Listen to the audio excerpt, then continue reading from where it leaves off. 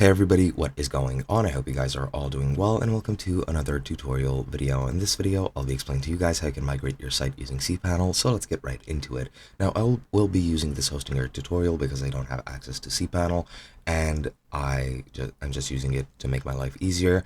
However, this is specifically for WordPress websites. However, it should work for other types of websites as well, since it's basically just copying and backing up your files and restoring the backup to a different service, and you should be well set with this instruction set.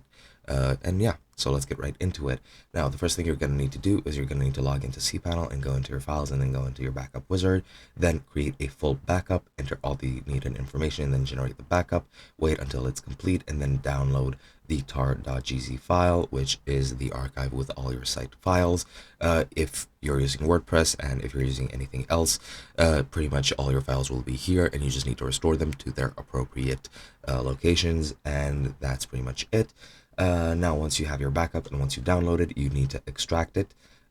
This does contain your home directory, email forwarders and filters, as well as MySQL databases. So yeah, just extract it anywhere on your device, and then you're going to need to log into your new account. If you're transferring or migrating to a new hosting service, just log into cPanel through that new hosting service, and also enter the backup wizard, select the restore option, and then choose the home directory and upload the extracted home directory from the tar.gz file that you've downloaded. Then return to the backup wizard, and then go again into restore and choose MySQL databases to upload your database which you have downloaded.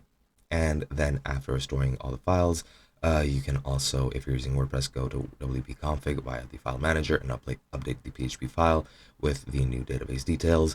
You most likely will need to do this as well for other services or other website builders or hosting services as well. But pretty much once you're done with that and once you configure your new database, that's pretty much all you need to do, and you're finished with the entire process. Hope you guys enjoyed, and I'll be seeing you guys in another video.